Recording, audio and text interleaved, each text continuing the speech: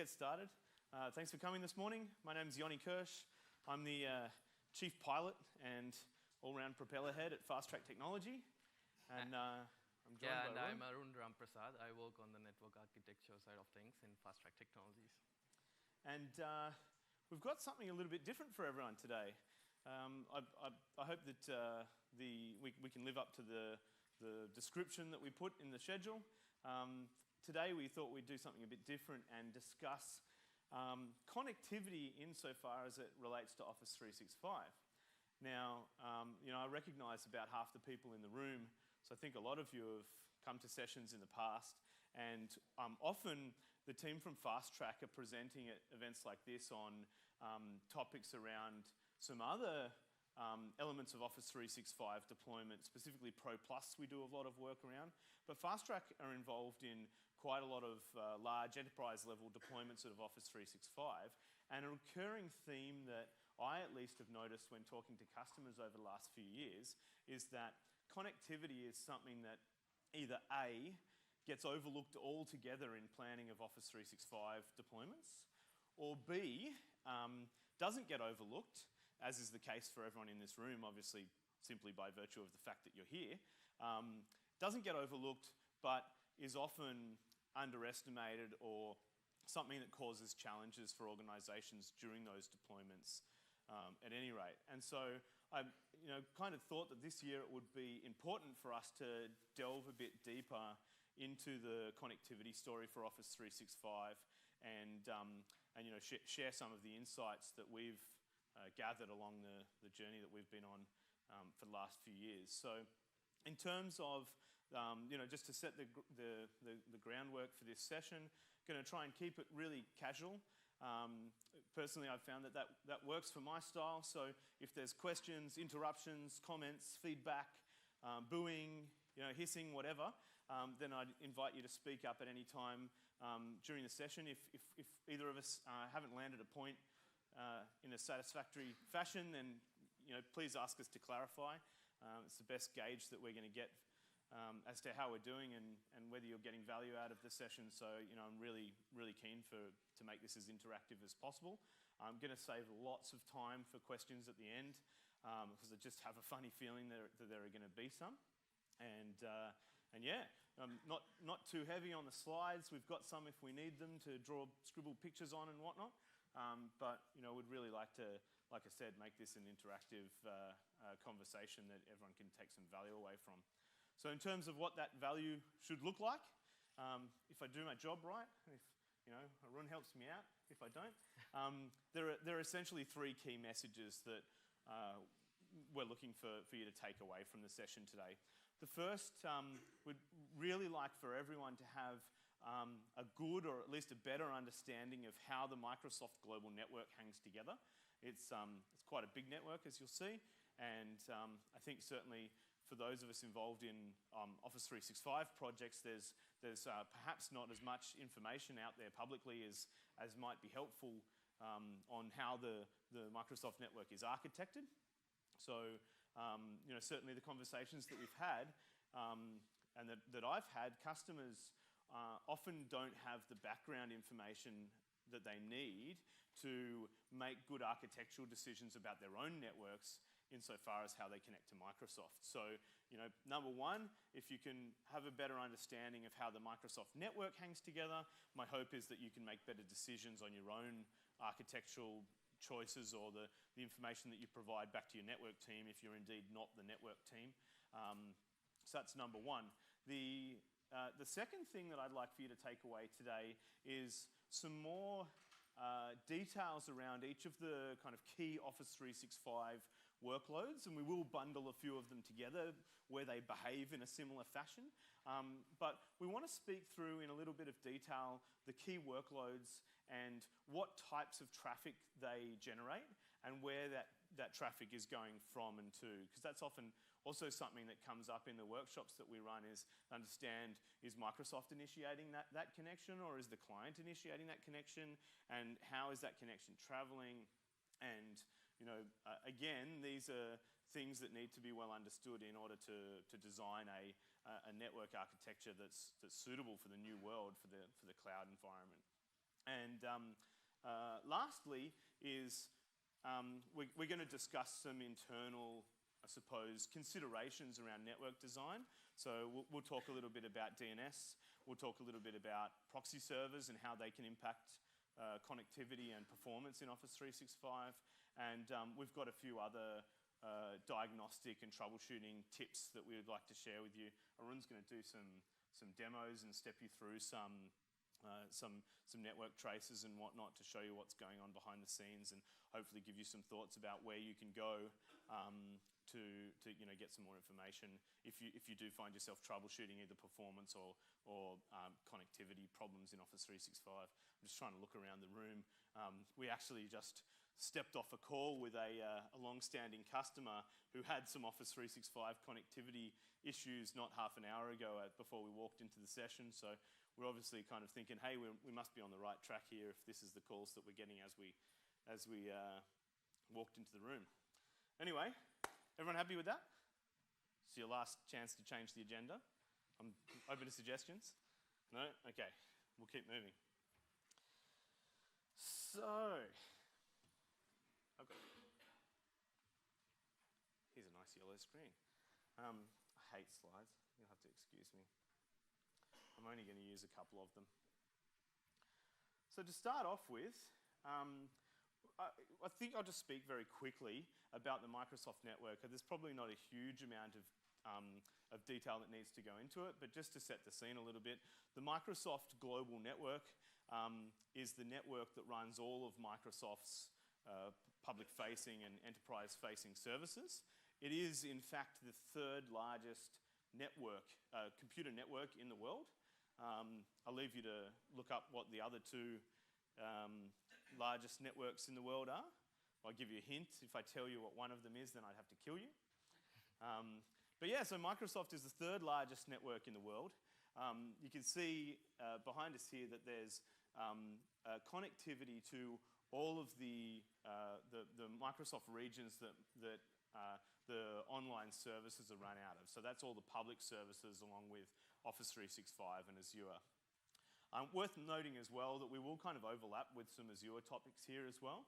And if you have questions that overflow between the two, I'm happy to digress a little bit to talk, but obviously we want to try and keep the conversation focused around the Office 365 side of things as much as we can. So, give me the next one. There you go. So a bit more context here. It's the third largest network in the world. The thing that makes it quite unique in my book is that the Microsoft network doesn't utilize to any large extent any resold layer 2 or relit network services. So the entire network is based on dark fiber assets that Microsoft's acquired that connect all of these data centers together. And if you have a look here, it actually shows you a good idea of the scale of what that fiber network looks like. That you essentially have dark fiber assets throwing light across every major ocean and every continent in the world. So to me, that's pretty impressive, and it speaks to Microsoft's commitment to user experience. And the reason that it speaks to that is that Microsoft have a policy in terms of how they design and how they operate their network, in that their goal is to bring your traffic onto the Microsoft network as quickly as possible and as close to its origin as possible, and then to keep it on the network for as long as possible. So it'll obviously head to some data center somewhere that Microsoft is hosting something out of, and then the traffic is going to head back to you. It's going to stay on the Microsoft network as long as it humanly, well, it's not human, but as long as it can. And the way that differs from some other major cloud providers is that they will take a lower cost option and get the traffic back out onto the public internet as soon as possible, so that they're not paying for this transit along the way. So this concept is called, it's commonly referred to as hot potato and cold potato routing. Has anyone heard of those terms before? Yeah, if you haven't, then you could probably figure out what I'm talking about pretty quickly. In this case, Microsoft uses what's called cold potato routing. So if you think of your network packets being potatoes, then Microsoft wants to get them as soon as possible and will hang on to them for as long as they can until, pass them around to some internal resources. You can take them, he's not paying attention. And then hang on to them as long as possible and only hand them back to you at the last minute. Whereas with hot potato routing, the concept is, I don't want that traffic until it's as close to me as I can because I don't want to pay for the cost of, let me just see if I can get my marker up here. Whoop. So the secrets are all out now. Laser pointer will do. So say we've got some traffic that's originating here in Australia. If we, in the case of a Microsoft connection, this traffic is going to travel into Microsoft's network somewhere here in Australia, we hope, and then travel over the Microsoft network, say to the United States, or to Brazil, or wherever it happens to be going, and it's going to stay on Microsoft's network as long as possible, and then come back and leave Microsoft's network over here as close to the endpoint as possible.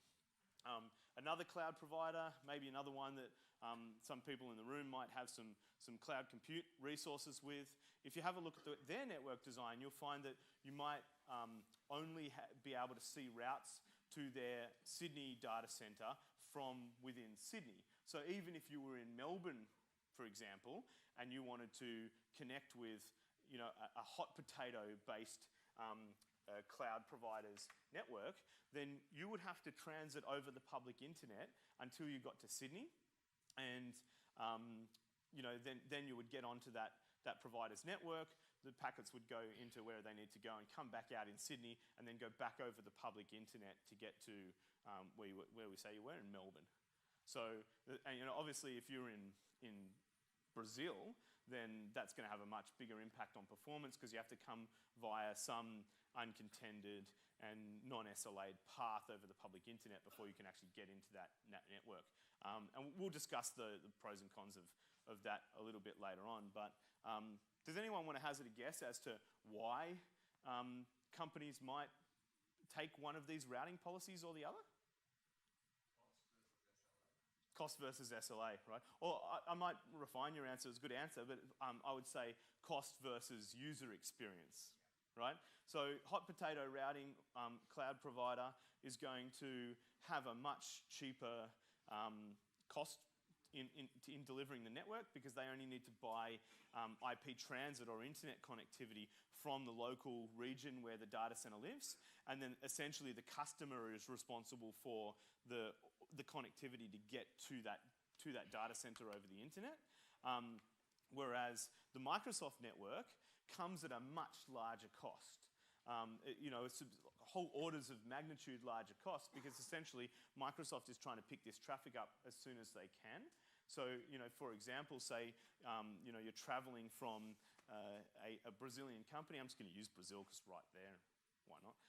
You're traveling from Brazil, you're sat here on the Gold Coast, and you're trying to access your Office 365 subscription. I'm just trying to remember now if South America has a Office 365 region. Am I?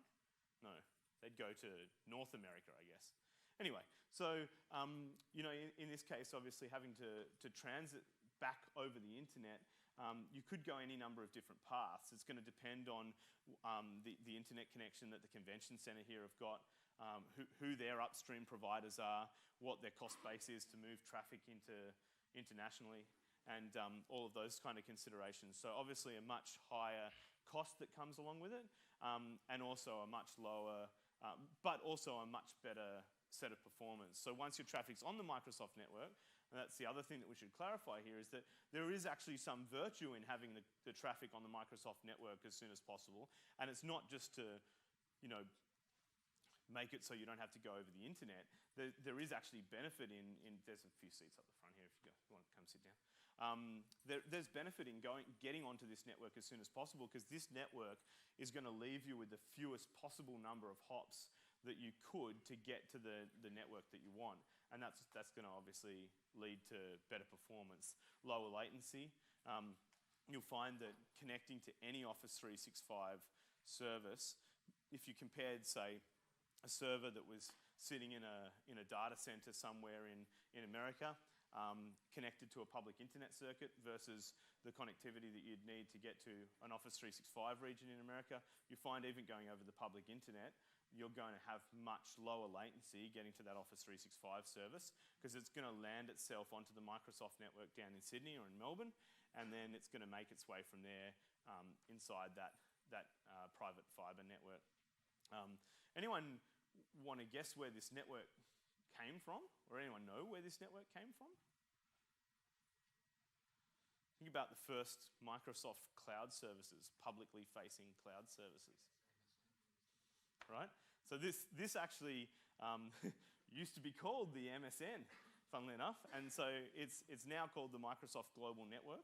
It used to be administered by an organisation inside Microsoft called the Microsoft Global Network Services Team, or the GNS team, if you've heard them referred to that in the past. Worth noting that they've changed the name of that team. Just to confuse you, it's now called the Azure Networking Team.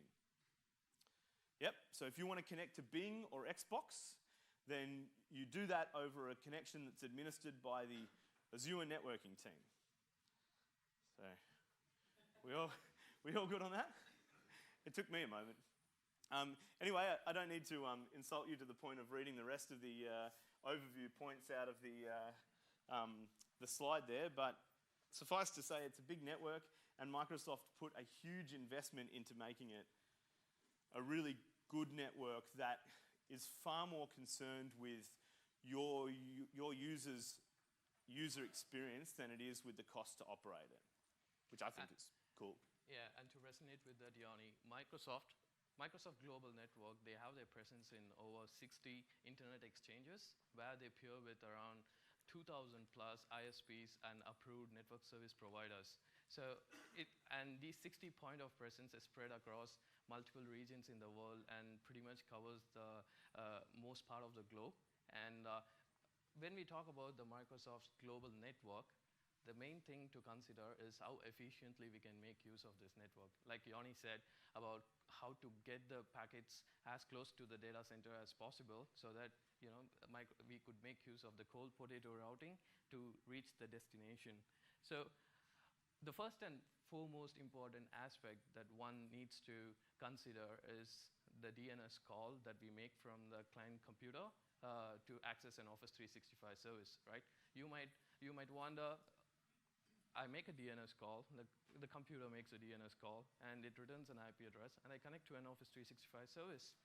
But that's not the exact, if you want an optimal performance or an efficient performance to reach the nearest data center where Microsoft has its presence in, Microsoft employs a concept called GeoDNS, where the DNS server looks into the call from which the local DNS server has made, and it looks into the region from which the request has come from, and it gives an IP address which is in the data center closest to the user.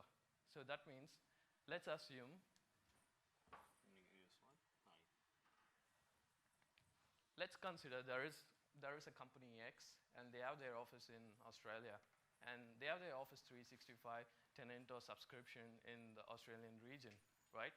And so you have the Microsoft Global Network, you have the Office 365 tenant inside the Microsoft Global Network, and the first thing that the users in the office would do is if they want to connect to an Office 365 endpoint or a workload, the first thing it does is do a DNS lookup. So the DNS lookup is made to a local DNS server in the office, and the local DNS server in turn makes a call to the Microsoft DNS servers. Now the Microsoft DNS server, it looks into from which region the call has been made, and then it gives an IP address which is in the data center closest to the user. That means if the user is in Australia, he is going to receive an IP address from a data center in Sydney or in Melbourne. And that way, the data center is close to the user and is going to get onto the Microsoft network as soon as possible when compared to having to pass through internet or through some other region. Now just assume if the user in this office in Australia moves to an office in Europe, branch office in Europe, and he has a VPN connection to his Australian office, And if he has a VPN connection to his Australian office, and when he does a DNS lookup, he's going to use the local DNS server in Australia, and Microsoft is going to give him an IP address, which is basically an IP address in a data center in Australia. That means this user is sitting in Europe, and he's got an IP address for the Office 365 workload from an Australian data center, and that data, he has to travel all the way through the VPN or his WAN infrastructure to access his Office 365 tenant. That's not going to be an optimal performance or efficient use, or is he making best use of the global network that's available throughout the world? No. So Arun, also to add to that, you're probably touching now on the first kind of design, piece of guidance that we can give here today, which speaks to this GeoDNS piece. So those users who are in another country, the other scenario here is anyone in the room who's running a global WAN environment with multiple internet egress points in different parts of the world. One thing that we often come across is that whilst you might have multiple internet egress paths in the world, DNS is often inside enterprise organizations handled through Active Directory, and Active Directory then will set its own hierarchy in terms of where those DNS requests are served from. So even though you might have a default gateway in Europe for European traffic on that part of the WAN, you might find that your DNS traffic is all going out one egress point in one place in the world, and that's something to consider, to Arun's point as well. That's right. So basically, pretty much, if the user is in Europe, he could do a DNS lookup to the local DNS server in Europe, so that basically the DNS server should be in the same region as where the user is currently present.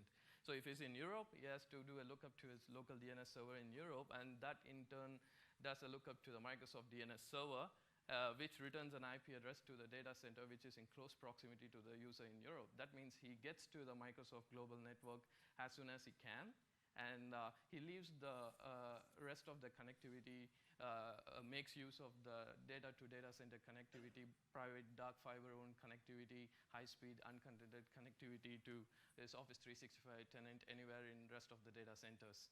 So that's coming to, yeah. Just to recap that, the key there is to make sure that the DNS server that a client is talking to is in the region where the client is. So it doesn't matter where the client is making its DNS call from, it's where its upstream DNS server is making the call from. Is that clear? Yeah. So a question then, looking at that routing, obviously you've used an example there, Australia, EU, because nice geographically distance. Yeah, it's the worst that you can get. Yeah. But obviously there's data centers in the EU, there's data centers in Australia. Yep. Obviously, probably for most of the audience here, a more realistic option is Trans-Tasman, so Australia, New Zealand. Yep. And so I noticed from the Microsoft Network slide, Mhm. so there's point of presence in New Zealand. There is. That correct? It is. Yep. Yeah. So therefore the same rules would apply for that Trans-Tasman That's right. connectivity. Yep. And that's going to therefore have New Zealand traffic coming into an ingress in New Zealand. Yep. And then using that Microsoft Network cross. Correct. So yeah, if you had a Trans-Tasman network with internet egress points in Australia and in New Zealand, then it would be in your interest to make sure that New Zealand-based traffic was using a DNS server that egressed in New Zealand, or that had a public IP address on it at some point that was a New Zealand-based IP, and that the Australian clients were upstreaming DNS to an Australian-based public service. Does that make sense? And then the benefit of that is that you'll get onto the Microsoft network in New Zealand if you're in New Zealand and Australia. Because of course it doesn't actually then matter where your data is. Well, obviously it matters from a latency point of view, and we'll get to that a bit further when we talk about what the particular workloads are and how they hang together, because it's different for Skype for Business than it is for Exchange Online, for example. The considerations are miles apart. But in terms of optimizing the performance, whilst it might be different in each location, it's going to be the best that it can be, given whatever the particular circumstance, if you get onto that network there in New Zealand and then allow Microsoft to bring you under the Tasman. Does that make sense? And Just on the colour lines, Yeah. lines there between the data center. Damn, I hope no one was going to ask me that question. Why is that? Sorry? Because I can't answer you. There are different types of connections. Oh, right, I just can't tell you what's what. Green's better or orange? So I'll leave dark you to make fibers your are own usually better. conclusions about what color is what. But yeah, I borrowed this slide from a. The legend is purposely missing from the side of it, but kudos on your keen observation skills. Yeah, maybe I can't tell you any more than that. So this is basically to say that Microsoft doesn't say each and every different connectivity, how they connect, right? So this is just a general overview what Microsoft gives to the rest of the world, that all the data centers are interconnected. They are interconnected using dark fibers, terabytes of dark fibers, right? They don't give the complete details of each and every kind of links that goes through between the data centers. And coming to think of it, we had a general overview on how the global network is connected, interconnected, and how there are multiple data centers across different regions of the world. Now, the next part is to access Office 365, what are the different connectivity options that you can have while connecting to the Microsoft Global Network? Stole the words right out of my mouth. Yeah.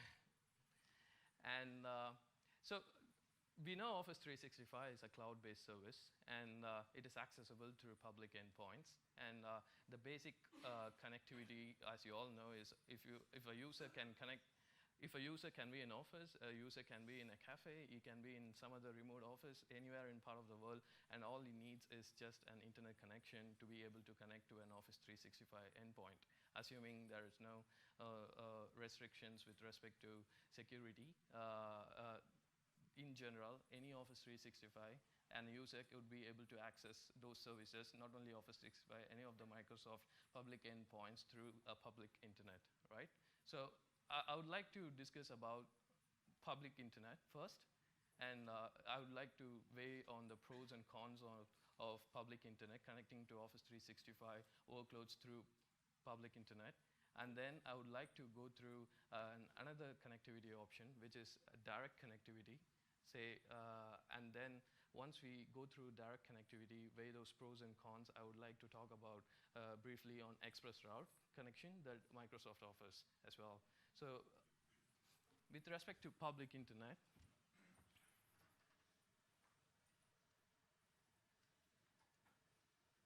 So just while you're getting that up, just to recap, those three ways to connect into Office 365 are through the internet, through direct connectivity or peering, and there's some limitations around that one, and through ExpressRoute connectivity as well, some limitations we're going to discuss there as well.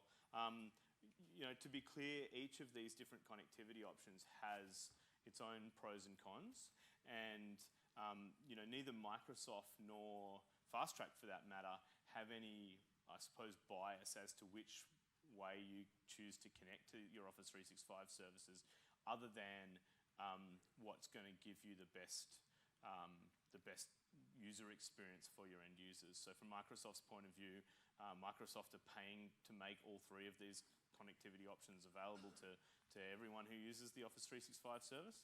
And FastTrack, funnily enough, actually sell all three of these options in internet connectivity, direct connectivity, and ExpressRoute connectivity. So we're also not biased as to which way you go. So the conversation here really should be steered towards what are the workloads that you're looking at, where are your users located, and what are the specifics of their network, and then therefore what are the pros and cons of each of these approaches to connecting. So anyway, back to you. That's right. So when a user connects through, say there is an organization again in Australia, and the user wants to connect to Office 365 using their internet connection provided by their internet service provider, is most likely the company is going to have an edge router. This edge router is going to have a proxy, and then the proxy is going to be connected to the ISP. And is going to access all his internet connection as well as any of the Office 365 workloads through Office 365 through the public internet. So this sounds simple, right? I mean, you just have a connection, you just have an internet connection with your ISP, you connect to Office 365 service, and that's all. You just have to work. You just will have your proxy connections and your security considerations, security considerations, because the same link you are going to use the public internet as well. And so what are the factors that comes into play when you use the same link for your internet as well as for your Office 365 workloads. Don't get this guy started about proxy servers. We'll be here all day. So the most important factor that one needs to consider is when a user in the customer premises, he sends the data to Office 365, what he's doing is he's pushing all his data out through his internet link. And he forgets about the data that he sends. And now it's up to the internet to deliver it to the Microsoft Global Network and finally to the Office 365 tenant, right? So does he have control on the internet? No. Do you have control on the data do you have control on the path that it's going to take to reach the Microsoft Office 365? I don't think so. And the most important aspect is latency, right? So if you look at it, you have your connection to an ISP, and it could pass through multiple hops, right? You don't have a clear definition of how many hops it's going to take to reach your Microsoft Office 365 destination. And you don't have any SLA over that as well, right? Yes. So obviously inside your own corporate network, you've got SLAs with your service providers as to, and some reasonable expectation of the latency that you can expect between, say one of your end sites and your core routers, your core internet routers.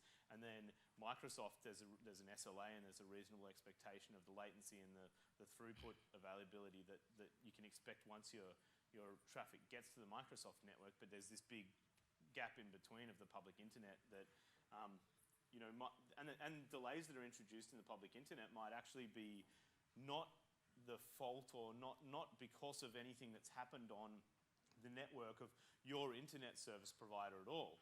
So in the example that Arun's just put up here, we're trying to get to Office 365, portal.office.com. We've started in our Melbourne office. Sorry if I'm stealing your thunder here. And we've moved through 3 ISPs before we get anywhere near the Microsoft network, which looks like this here is where we hit the Microsoft Edge network. I recognise that IP address, but that's a whole other problem that I'm going to have to deal with later. The concept here is that if you have a look, so let's just assume for a second that this is our ISP, that we've paid money to every month to provide us with an internet service, and let's just say for a second that this here is Microsoft's ISP that they're paying money to every month to provide them an internet service.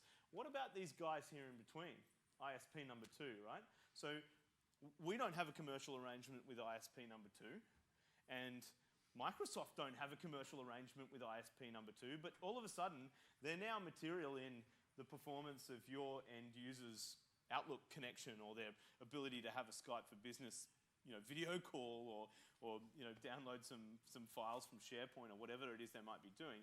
There's now this intermediary third party that neither your vendor in Microsoft or your own organization have a commercial relationship with, and so there's no SLAs at play. And so that kind of puts us on to the major challenge that we have in using the public internet for connectivity to Office 365.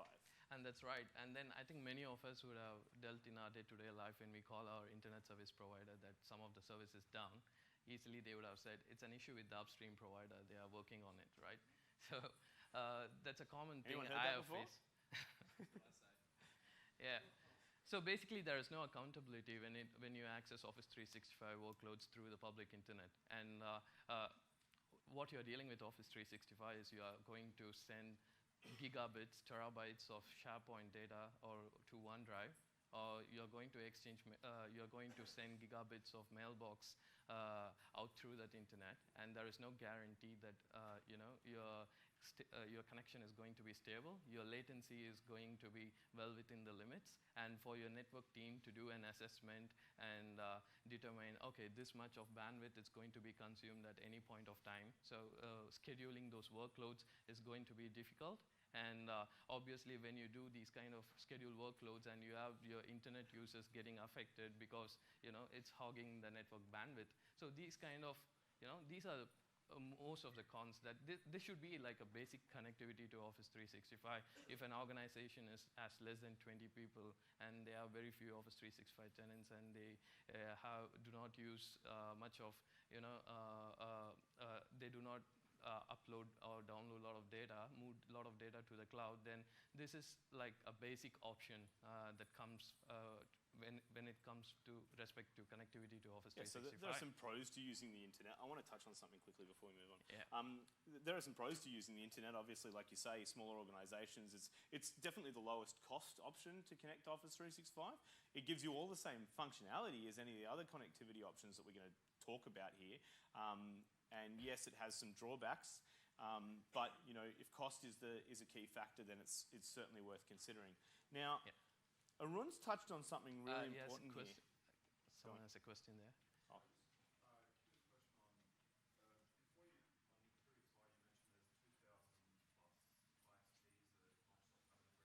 Yeah.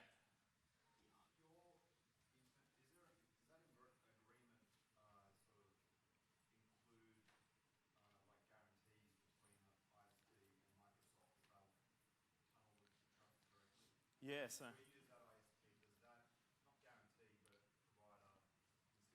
That, yeah. So I'll repeat the question for the video because you're right up the back there. So the question was that in a previous slide we mentioned that Microsoft peers or has a peering agreement with over 2,000 ISPs around the world in 60 locations as well. And this was something I was going to touch on. And so the question was, do those agreements include SLAs, and then could you inherit that SLA from your internet service provider? And so did I encapsulate that properly? Yeah, okay, so yeah, all right. So the answer to your question then is absolutely yes. So if you're lucky enough to be with a internet service provider that peers directly with Microsoft, then you would expect to have better connectivity than if you were with an ISP that didn't. And then of course, if their ISP peered with Microsoft, then you know, that would be better than if their ISP didn't, so on and so forth, right? So eventually you want to be the fewest number of organizations between you and Microsoft as possible. So yes, you would expect better performance in that case, but you certainly wouldn't expect any SLAs. And the reason for that is that telcos and ISPs and cloud providers, for that matter, behave very differently with regard to one another than they do with regard to the customers or, you know, enterprise or business organizations. So the agreements that are in place certainly won't have any SLAs in place with them. And there's also no ability to influence what one of those network administrators is going to do with that traffic. So you might find that one day, you know, your ISP routes traffic in a particular direction, and the next day, for some business or commercial or technical reason, they now route traffic in a different direction, and all of a sudden your entire routing infrastructure has changed from underneath you. So the answer is yes. You know, good telcos are going to be peering with Microsoft, but no, you can't really take that to the bank.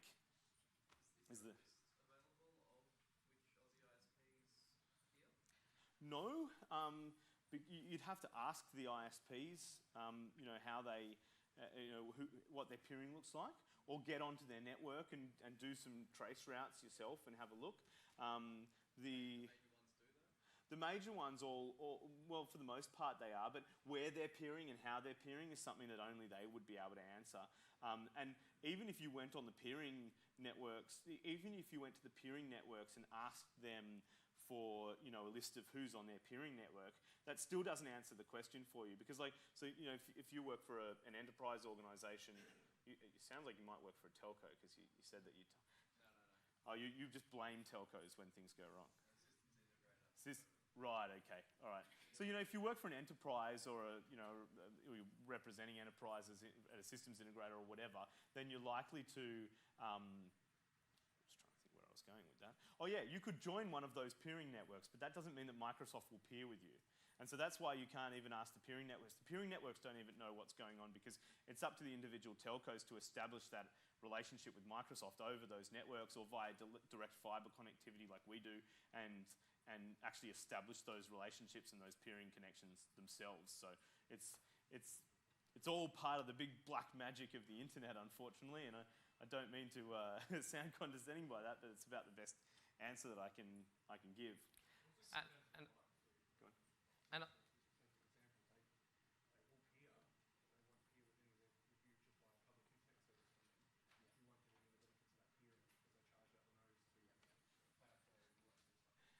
Yeah, so that's the other point to answer your question is that just by picking an internet service provider who happens to peer with Microsoft also doesn't necessarily solve your Office 365 challenges, because there's still commercial ramifications of that, and you'll find that there are very few.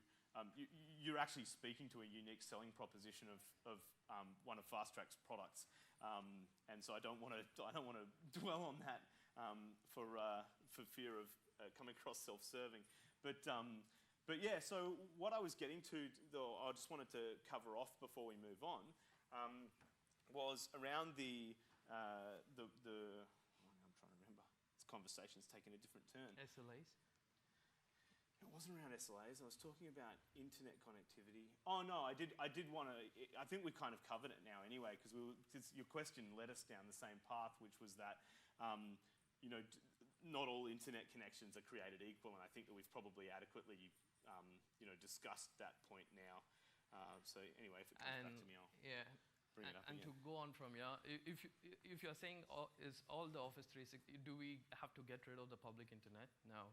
It's more like, there are few Office 365 workloads. We will go through those workloads which use only the public internet, and they are not located in the Office 365 or the Microsoft's global network, which is otherwise called as Azure networking. Like say, if you're, I'll go through those like Yammer and few other workloads which will not use the Microsoft's global network, but it's going to use third-party networks to deliver those kind of contents.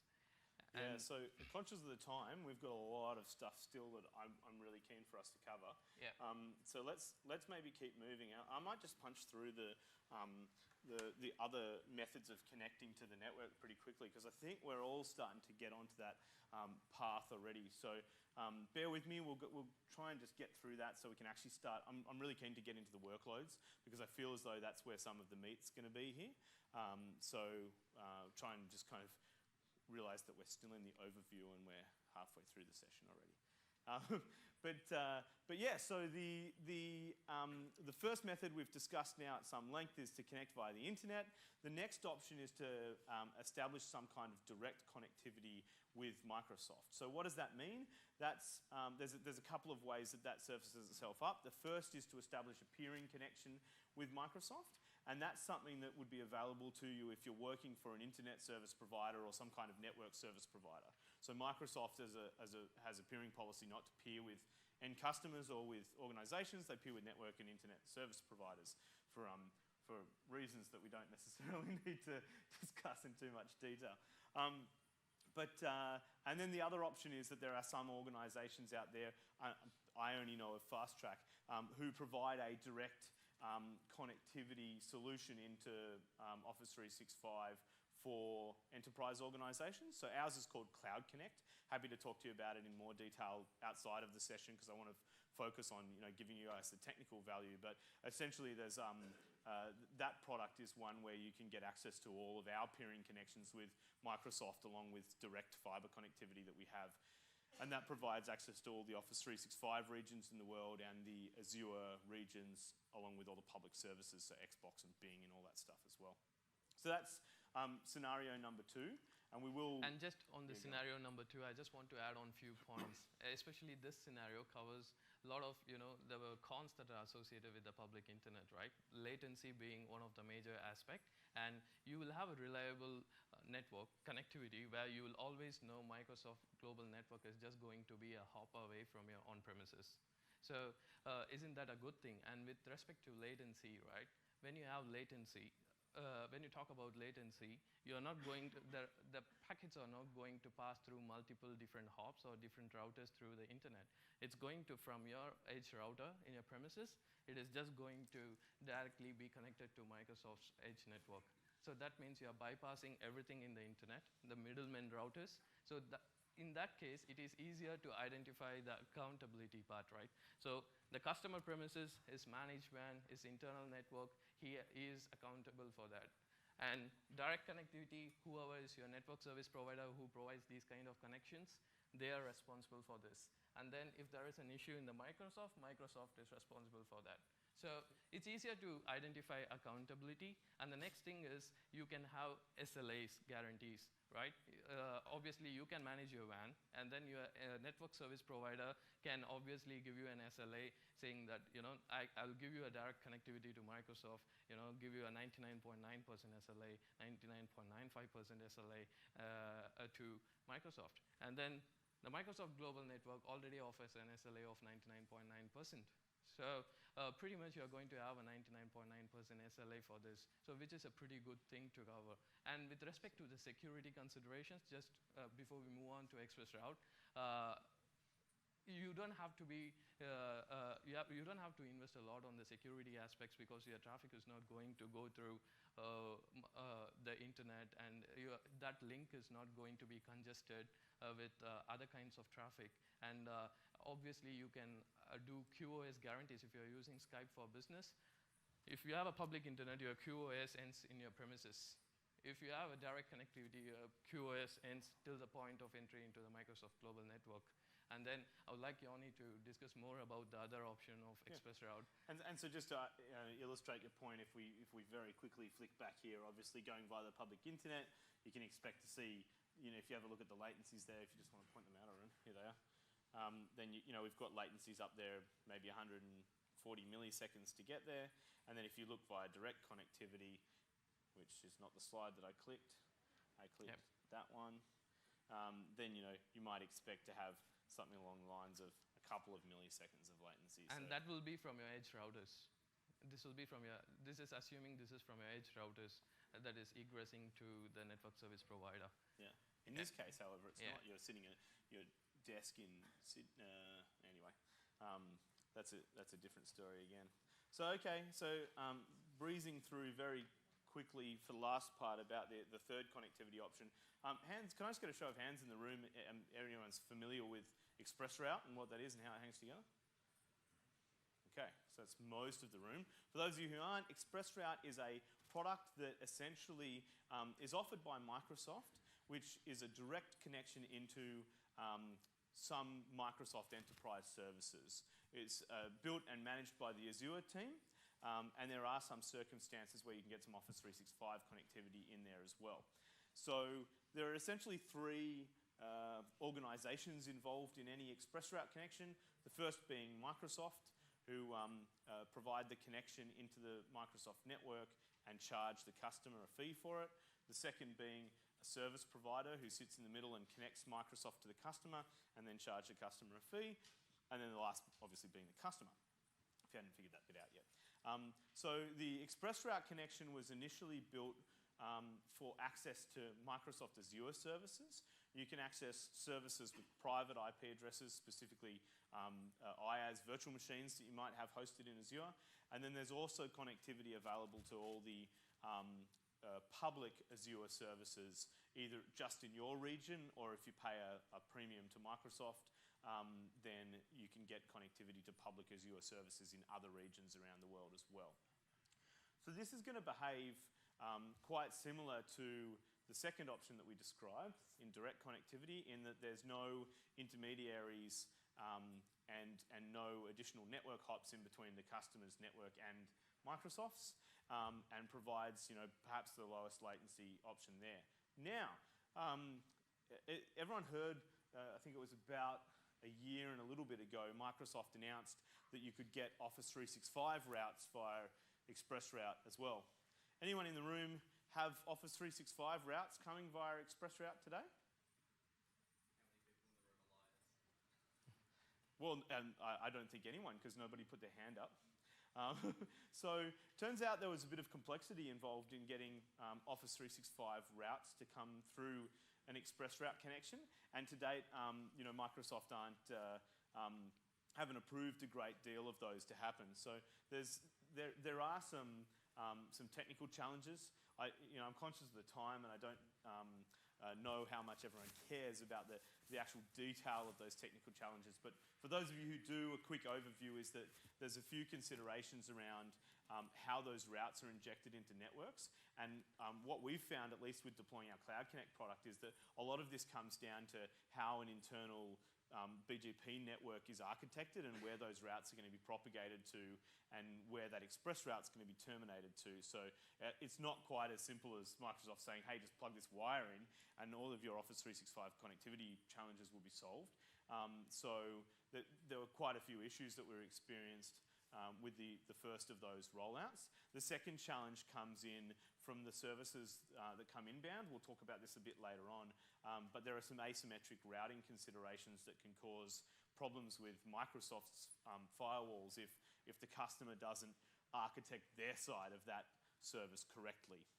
So Microsoft took a big step back and said, okay, no, you can't just go and buy this express route connectivity to Office 365 anymore. It now becomes an engineering engagement, and Microsoft go through quite a detailed process before approving any of those connections to allow those Office 365 routes to come through an express route connection that exists.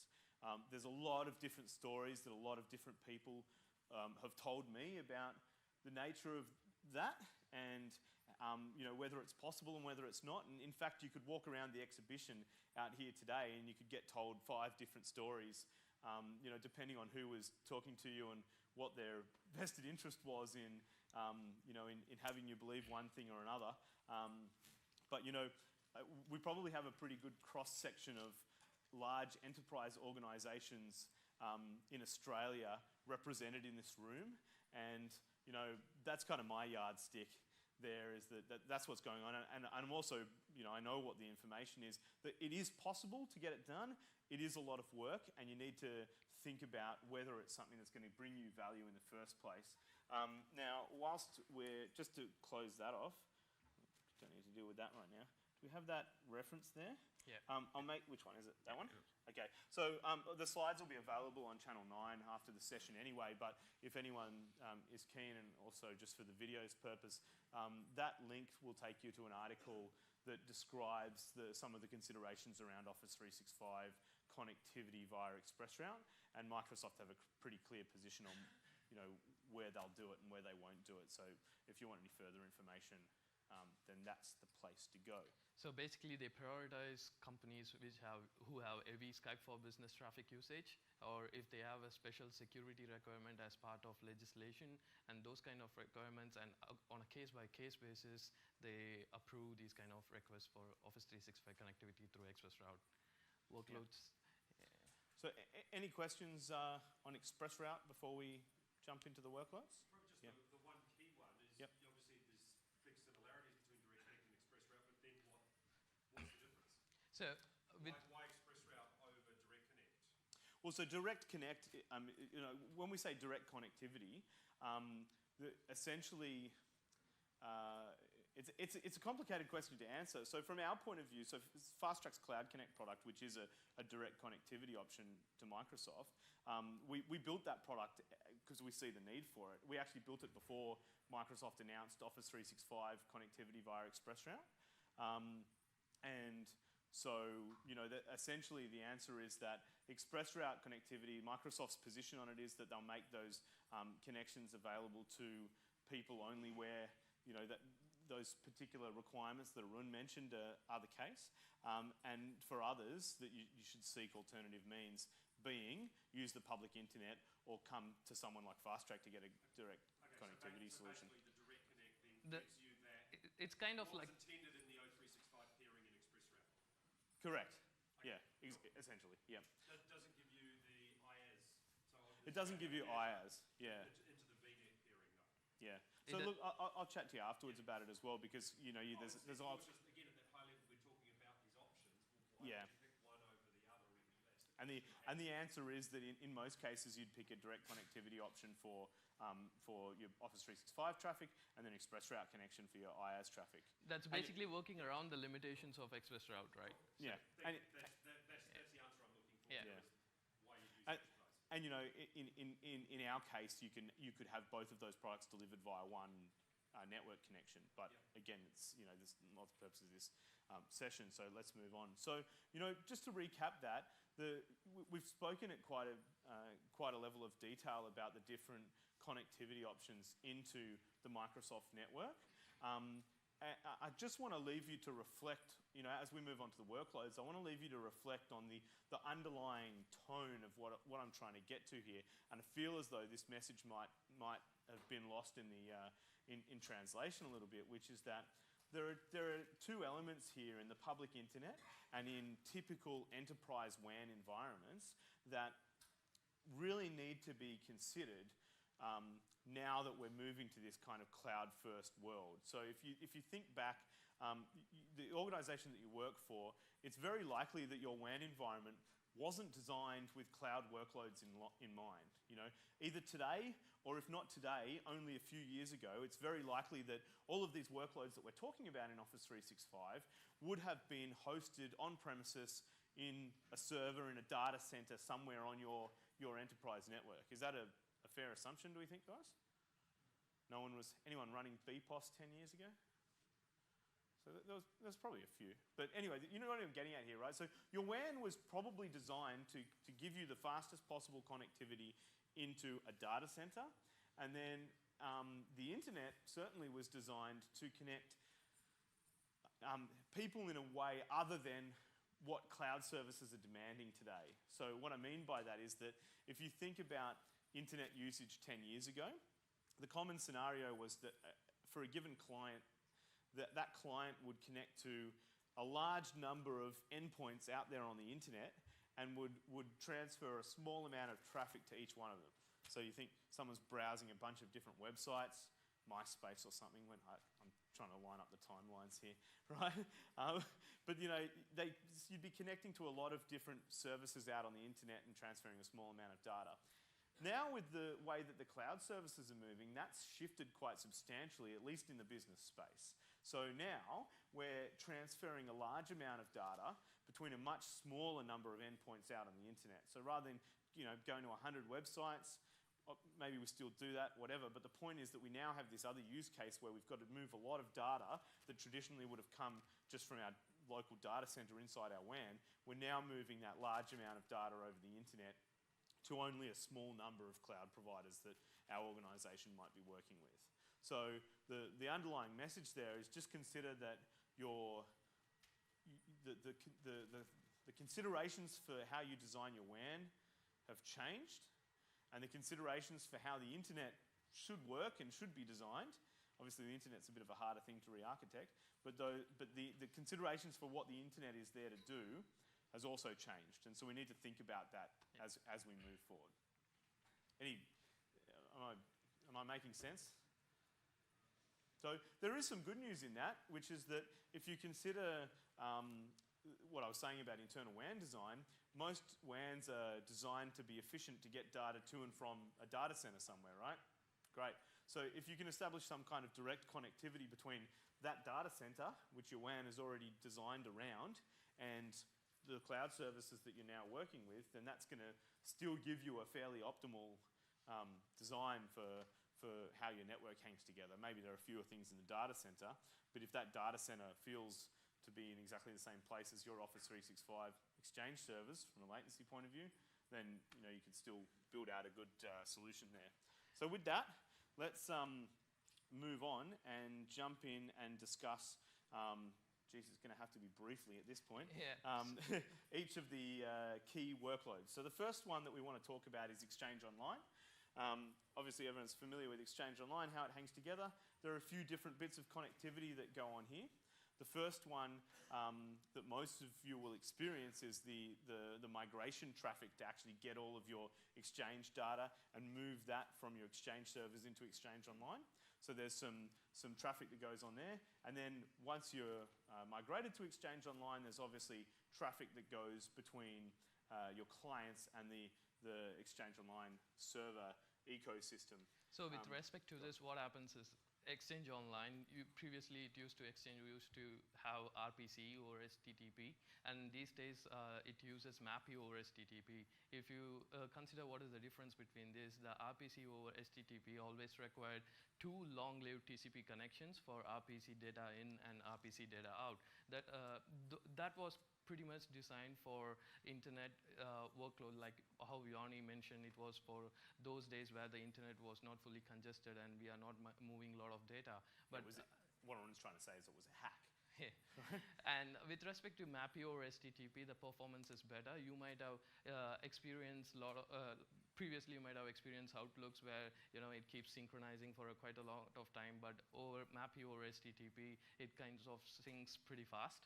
And the major thing about connectivity to Exchange Online is, like when we talked about GNS, the GeoDNS gives the IP address of the cache server that the client will connect to. It connects over the TCP, and then this cache server does most of the heavy lifting and proxies to the exact Exchange server that's there in the Microsoft data center somewhere. So it does most of the heavy lifting. That means you're going to have a better Exchange Online performance, right? And then with respect to SharePoint, and then the next point I would like to touch with Exchange Online before moving to SharePoint is the latency. Exchange Online is very intolerant to latency.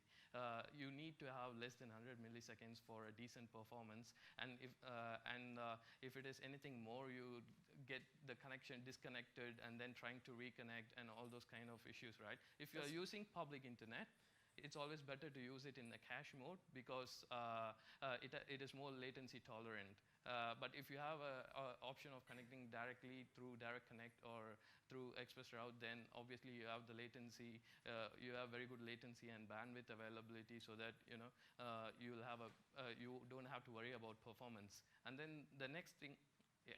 Anyone use cache mode with 90 to 100 milliseconds of latency before? I have.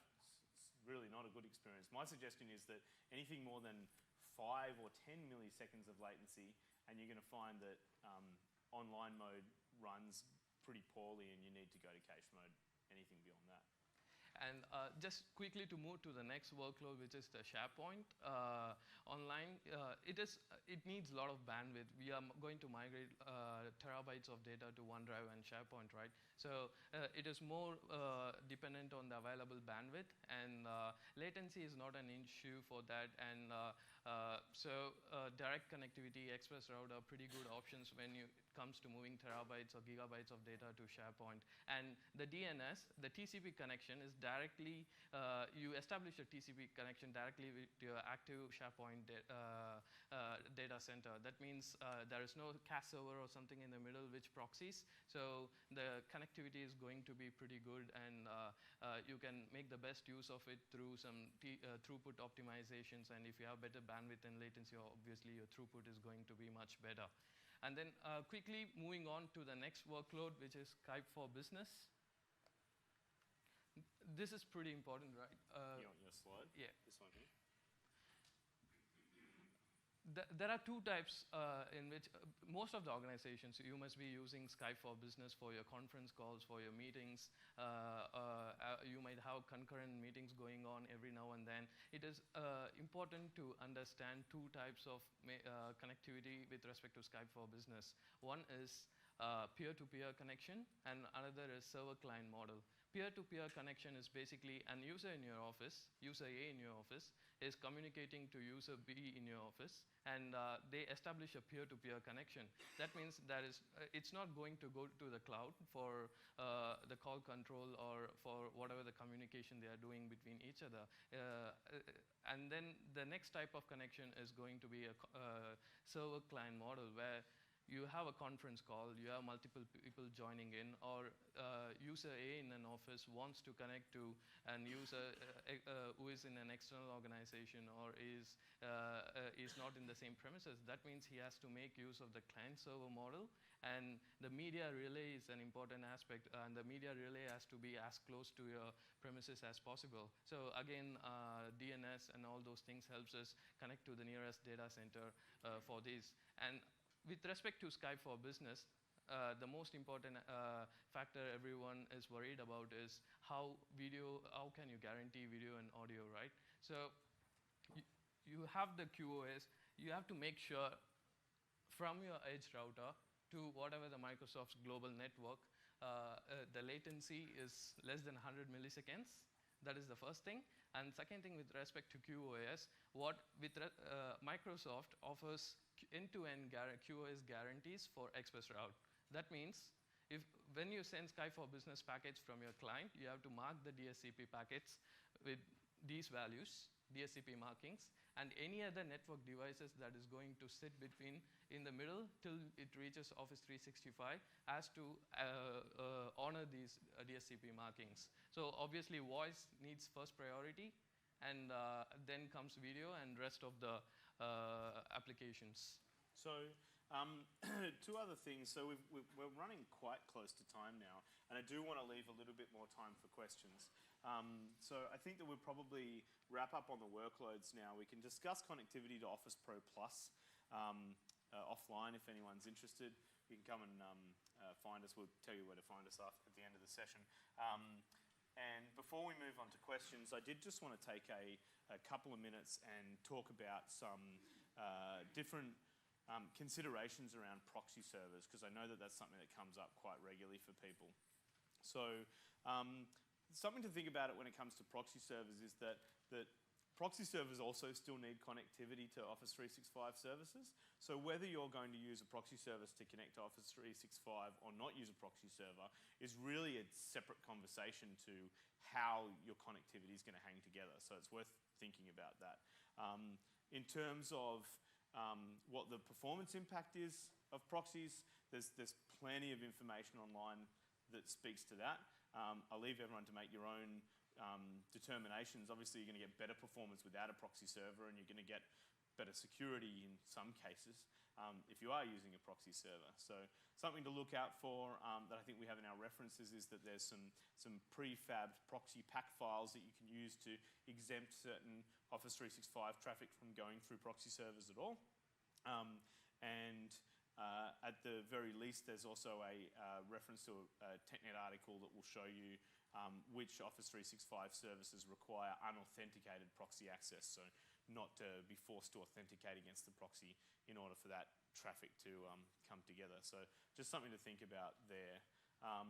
Anyway, with that, I'm conscious I want to leave a little bit of time open for questions, and hopefully we can cover off as much of what's important. So any questions, guys? Yeah, over here.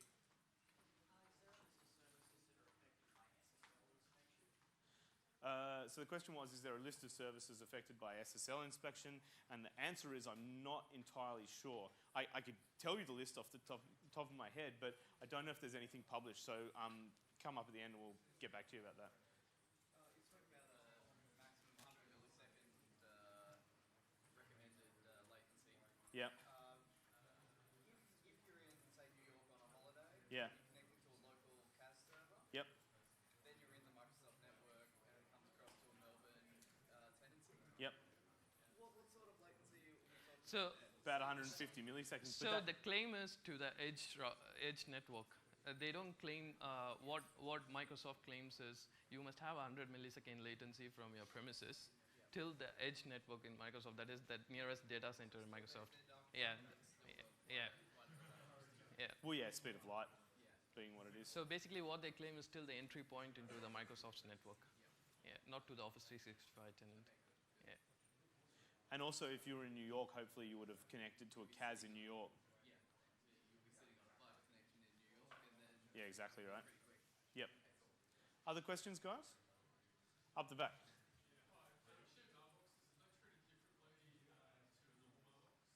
A shared mailbox is treated differently. So no, they're not. So that's actually sorry guys, if you could just try and keep down a little bit because we're just trying to answer those guys' questions up the back. So shared mailboxes, it's more a question of the Outlook client itself, because the Outlook client used to handle shared mailboxes differently to normal mailboxes. From a connectivity point of view, they behave in exactly the same way. It just depends on which Outlook client you're using as to whether you can run them in cache mode or not. Yeah.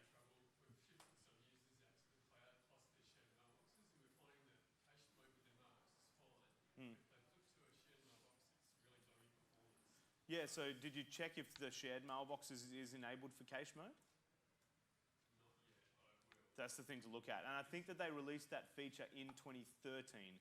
It's either 2013 or 2016. I think it's 2013. Yeah. Yeah, you're running Pro Plus? You're running Click to Run client? No, we're running okay. We're running 13. Is that on the shared mailboxes put them into cache mode?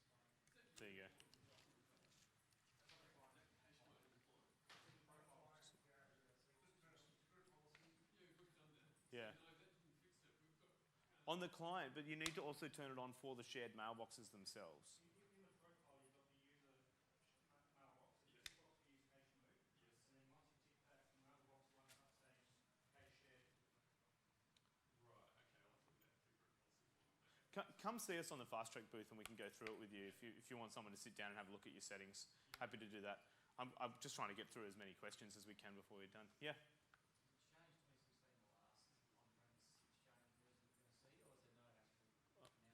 The question was, is Exchange 2016 the last on-prem Exchange version that we're going to see? And I have absolutely nothing to say about that whatsoever. Are there any other questions? If we have a tenant sitting in, say, EU, and we have a direct connect to the Microsoft Global, Yep. what sort of latency can we expect? Okay, so it's a good question. So the question was, what kind of latency can you expect in an optimal network design? So you're connecting from Australia to the European tenant. Yeah, so what we find from here is that that's probably the worst one, in terms of any combination of locations and connectivity. Maybe getting to the Sydney data centre from Africa would be similar. But yeah, essentially you probably expect somewhere in the realms of 200 to 300 milliseconds of latency to get from one to the other, depending on how well connected you are. Up the back again. So I've got a dev that came to me this week, last week, and said, I've got the TV in Sydney, they've got the app services in Singapore, but we're getting disconnected. Is that just the latency between the data centres that we're seeing? Sorry, can you tell me again? It's got a SQL database. Yep. My dev came to me and said, you've got a SQL database in Sydney, it's running fine. You've got the app service that we're talking to the database in Singapore. Yep. They're using, happy with the connection through, but no. Is the latency we're seeing between those two services, is that the latency purely between the data centres? He's turning around and saying, So basically, you could determine this using tools like PSPing. Do a PSPing it uses TCP, yeah, and then you measure the latency and you could figure out at which point is it from your premises to the nearest data center, or from the nearest data center to all the way to your one in Singapore, and that would give you a rough idea. All right, guys. Well, look, that's about it. I'll stick around afterwards. That's about it for today. Thanks very much for everyone for coming. And if you'd like any more, thanks, guys. If you need any more information, please come and find us on the Fast Track booth. We're just near the Office 365 part of the showcase. And myself and Arun and the team will be around all week to answer any other questions, and we'll stick around here for a while as well.